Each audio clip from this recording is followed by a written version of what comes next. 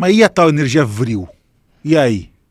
O que é essa energia, né? E aí, o que tem, né? Tem Cara, lá? eu acho que essa energia, ela tá mais ligada com os textos antigos, quando a gente fala de energia de Kundalini, com energia telúrica da Terra, que são aquelas energias de baixa frequência que andam pela Terra. Esse vril, ele nada mais é do que um processo que combina esse despertar de uma Kundalini com um autoconhecimento. A gente acredita que aquilo que a gente sabe sobre a gente é muito pequeno perto do que a gente é.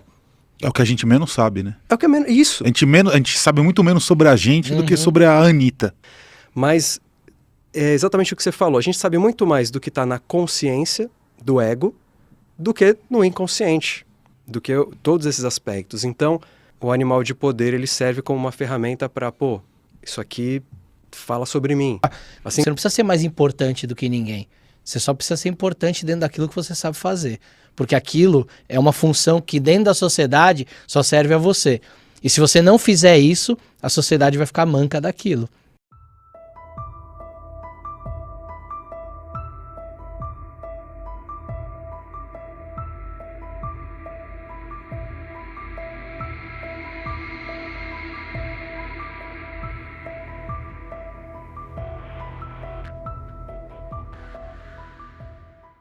Talvez as entidades elas sejam intraterrenas, não é? As entidades biológicas, ou as naves e tal, também tem essa teoria. Essa teoria eu gosto aí também. Essa ideia da teoria, cara, ela nasce no século XVII e no século XVIII, com um grupo de Rosacruzes da Europa, que estavam criando livros simbólicos para atrair pessoas para dentro da Ordem Rosacruz. A ordem era fechada, era secreta. Ela começa a se tornar discreta com os manifestos Rosacruzes, e ela, para atrair novos membros, esses caras, que muitos deles eram escritores, que nem o Edward Bulwer Lytton, era um grande escritor, e o cara era membro de ordem secreta. E eles publicavam textos e livros, porque às vezes eles pescavam algumas pessoas ali que se atraíam por aqueles assuntos. E teve alguns autores que criaram, metaforicamente, raças que viviam dentro da Terra. A energia vril. Esse lance da energia vril é muito louco.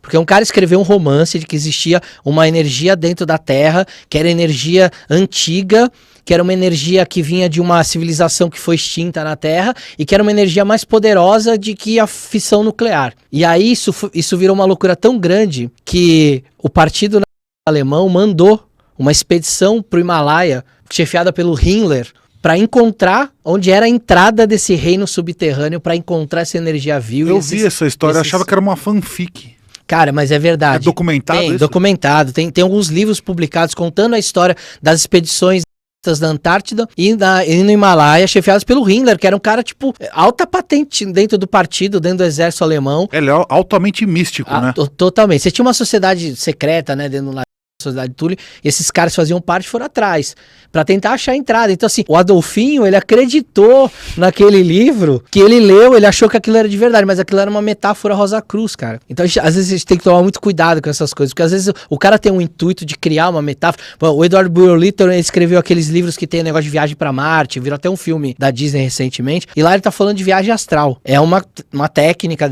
de ordem iniciática e tudo que você aprende, e ele tá falando disso lá, do livro. E teve gente que realmente acreditou, tem vida em Marte. Teve gente que no início do século XX se baseou nos livros dele para dizer que tinham pessoas habitando Marte. E virou uma febre isso. Depois veio o Júlio Verne falando disso.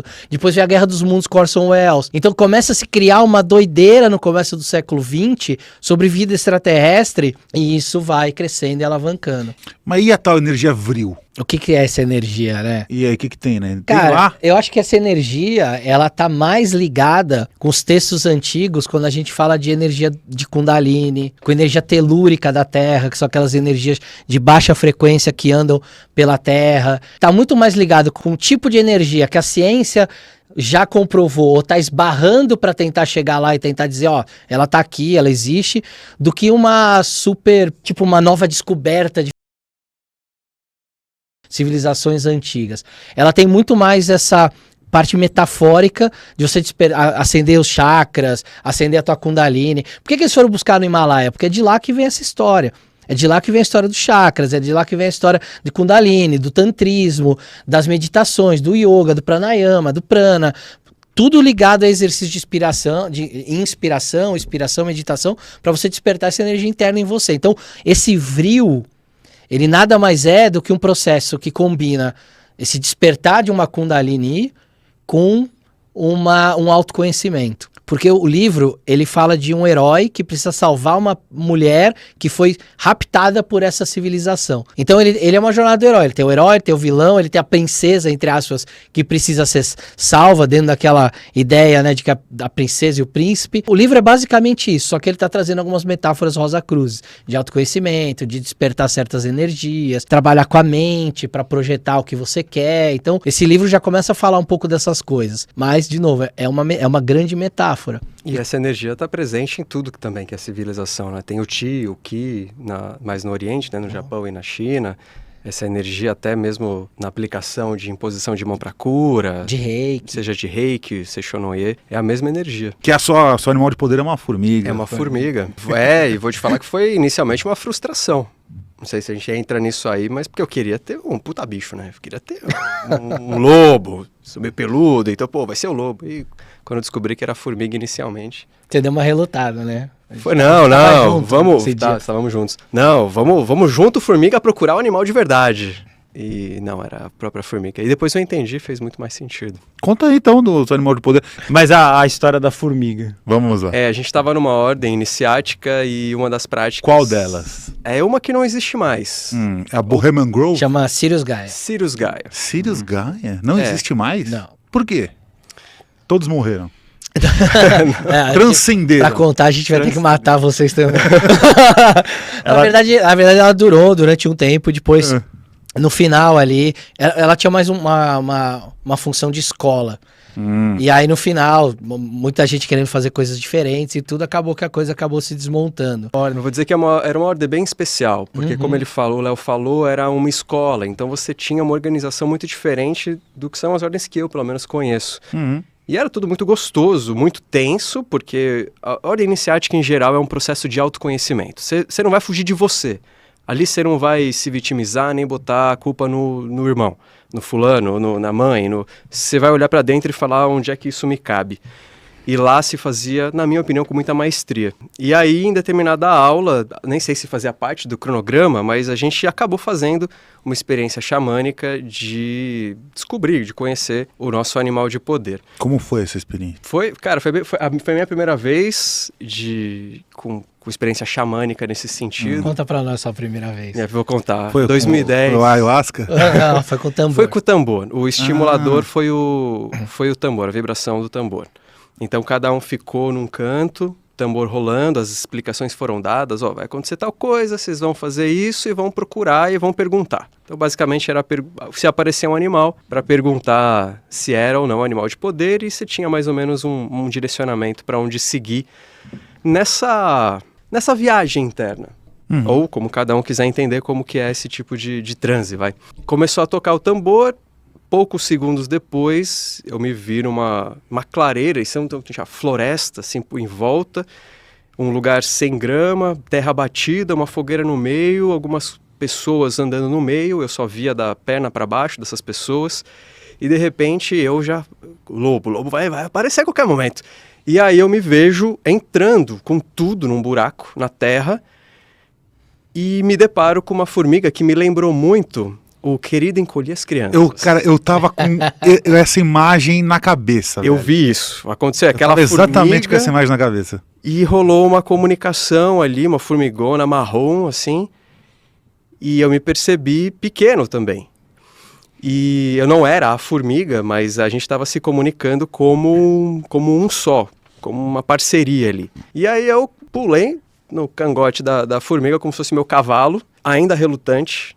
Não, vamos procurar o lobo, né? Vamos procurar um outro animal. E ficamos ali no formigueiro por um bom tempo, indo em vários lugares.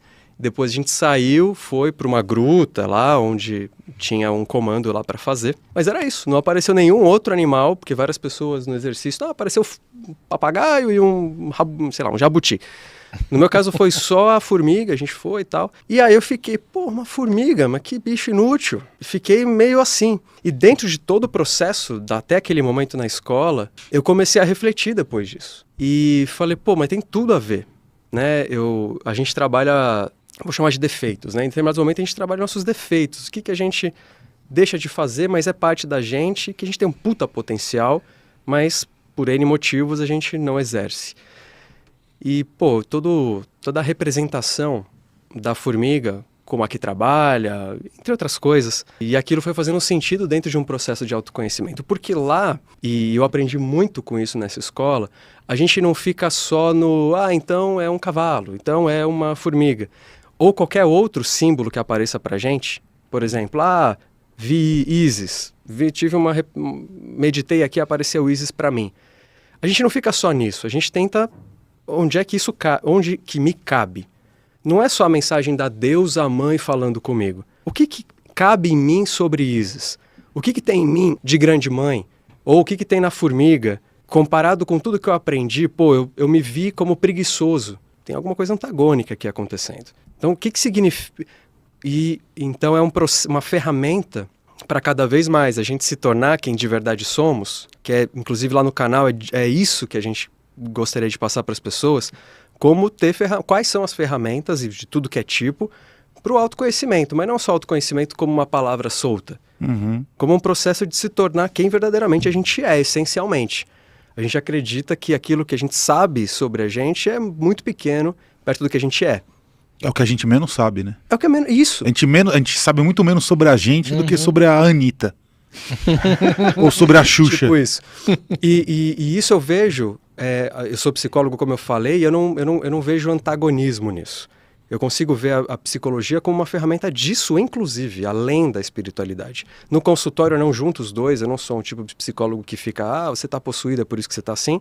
É exatamente o que você falou. A gente sabe muito mais do que está na consciência do ego do que no inconsciente, do que todos esses aspectos. Então, o animal de poder, ele serve como uma ferramenta para, isso aqui fala sobre mim. Assim como outros animais de outros tipos de trabalho, animal de cura, animal do mundo superior, que também falam sobre algum aspecto nosso, algum aspecto do que a gente pode fazer e realizar. É só um símbolo que precisa ser desenvolvido. Não é que pronto, agora eu consegui tudo. Mas já é uma baita ferramenta na nossa mão, né? Qual que foi o conhecimento que a formiga te trouxe? Principalmente que se eu deixar a preguiça vencer, eu não vou conseguir realizar tanto quanto eu posso. E eu tenho uma capacidade de realização grande, mas a preguiça vence muito. Eu sou conhecido lá no canal e tal, pelo menos internamente, como restritor. Eu sou muito restritor. Vem uma ideia, e eu já não, mas pera. Eu primeiro falo não, até. Então eu tenho uma tendência de restrição muito grande. Eu sou o oposto. Falando, vamos, é isso aí. Vocês podem ver até o quanto cada um fala. A formiga, se for falar o que mais, é trabalho. Se eu parar de trabalhar, eu paro de trabalhar. E aí vem uma série de problemas que isso traz. Mas se eu falar, não, vamos, é difícil, é problemático, vamos encontrar problema, vamos encontrar conflito, vamos entrar em conflito às vezes, mas vamos fazer. Se eu perder isso, a preguiça vence. Então, na verdade, a formiga ela representa todo o ecossistema de organismo vivo, que é o processo de trabalho e movimento contínuo daquele animal. E de estrutura. Se você olha como que é um formigueiro, você tem tudo muito organizado. Você tem todas são fêmeas, né? O que também traz um outro princípio para se pensar, o princípio feminino presente. O macho só aparece em época de acasalamento para as outras rainhas surgirem, mas todo formigueiro tem toda uma construção muito específica. Né? Os alimentos que chegam, para onde vão, a mudança de lugar da rainha quando aquele lugar já não dá mais para ficar, a alimentação da toda a colônia e etc. Então, tem o trabalho e tem a organização junto. E tem um viés da formiga dentro do xamanismo, que é que a formiga, ela sabe que se ela não desempenha a função dela, todo formigueiro morre. Então ela sabe que por menor que ela seja, mesmo que ela seja chamada de operária, por menor que seja a função dela, ela tem uma função, e que se essa função não for realizada, todo mundo perece com isso.